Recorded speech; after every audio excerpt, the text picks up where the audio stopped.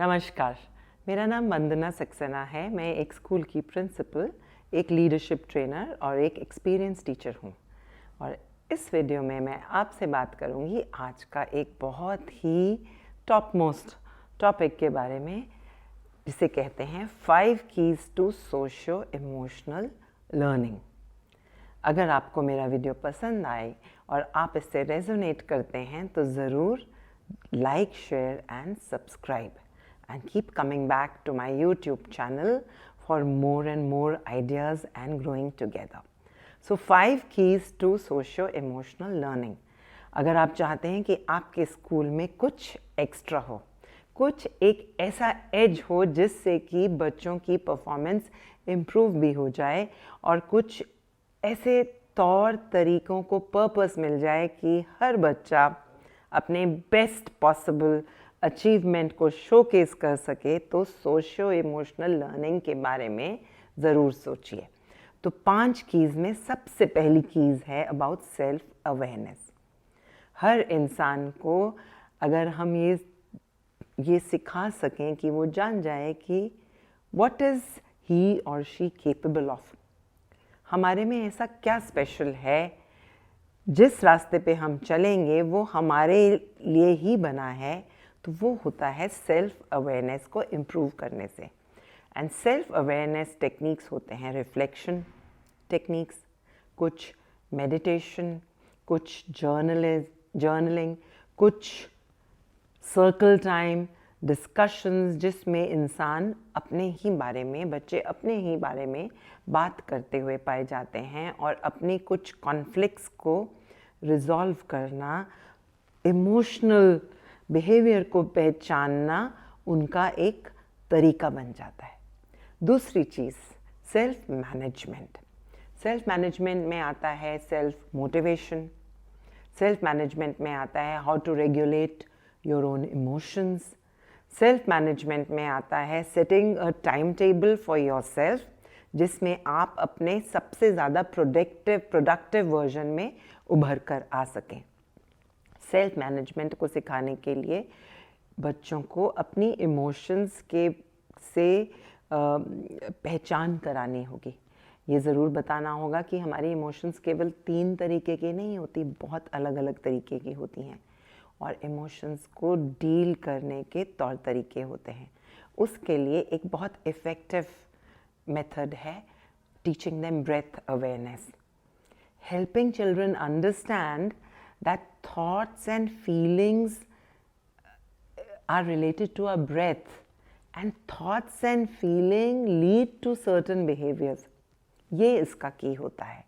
And teaching them tools of mindfulness and breath awareness leads to self-management. The third thing, social awareness. Social awareness में include होता है feeling empathy. It is about accepting and embracing diversity. तो बच्चों को ये सिखाने के लिए सर्विस प्रोजेक्ट्स में एंगेज किया जा सकता है, engaging them in debating or discussions or other activities जिसमें social justice की बारे में डिबेट या डिस्कशंस होती है, वहाँ से सोशल अवेयरनेस निकल कर आती है। रोल प्लेइंग स्पेशली एक बुलिंग को लेकर बहुत इफ़ेक्टिव पाई जाती है। Converting them from being bullies to buddies through role play is a very, very effective way of teaching children social awareness.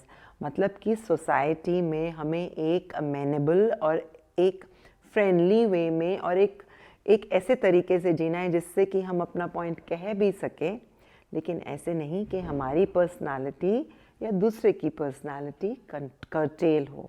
These are very important features of social awareness. Fourth thing, relationship skills.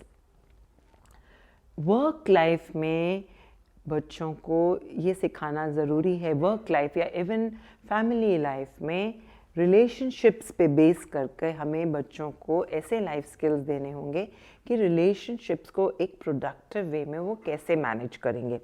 और school में इस चीज़ को सिखाने के लिए we can engage children in group activities, like in an art class they can create something together, और solve problems together और pursue projects जिसके अंदर बच्चों के की कोऑपरेटिव स्किल्स को ग्रेड किया जा रहा हो। मतलब ग्रेडिंग में ये ना हो कि सबसे बेस्ट क्या रिजल्ट निकल कर आया, बल्कि कि उस प्रोसेस में बच्चों ने आपस में कैसे कोऑपरेट किया। थिंकिंग प्रोसेस को कोऑपरेशन और कोलैबोरेशन तक ले जाना आज के समय में बहुत ज़रूरी है। And this should begin as early as the foundation years of the child. 5वीं चीज़, रिस्पॉन्सिबल डिसीजन मेकिंग। अरे भाई, अगर बच्चों को रिस्पॉन्सिबिलिटी देंगे तभी तो उनकी जिम्मेवारी वाली डिसीजंस निकल कर आएंगी। अब स्कूल में बच्चों को क्या जिम्मेवारी दी जा सकती है? डिसिप्लिन पॉलिसी बनाने की स्कूल में, या अगर हम कहें कि वाटर सेविंग एक्टिविटी ही करनी है, और अगर हमने sustainable practice like saving electricity in the school और organising traffic outside the school. School में to run a school is a very dynamic enterprise. बहुत सारी प्रोसेसेस साइड बाय साइड चल रही होती हैं और उसको जिम्मेवारी से निभाना, बच्चों के को समझना कि वो सब कुछ जो स्कूल में हो रहा है, it is about them. Many a times children are distanced from the policy of the school. उनको लगता है ये पॉलिसी हमारे लिए है ही नहीं, ये पॉलिसी स्कूल में टीचर्स या मैनेजमेंट के लिए है। ये एक जिम्मेवारी स्कूल में बच्चों को देना कि स्कूल आपका है, आपके लिए है। जो आप करोगे, all your actions, thoughts and beliefs will actually be influencing you.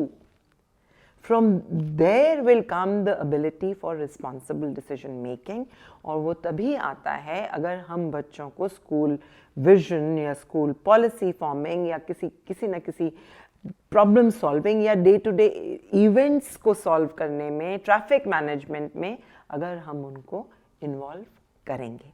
And by following these 5 keys of socio emotional learning, हमारे स्कूल को वो कुछ एक्स्ट्रा मिल ही जाएगा, जिससे कि वो एक्स फैक्टर हमारे स्कूल को मिलेगा। And children will continue to perform better, not only in academics but in every sphere of life. Start as early as the foundational years and you will find सालों साल जब ये socio emotional learning के techniques school में use होंगे, curriculum में रल मिलकर, तो बच्चे एक अपनी बेहतर वर्जन में निकल कर आएंगे।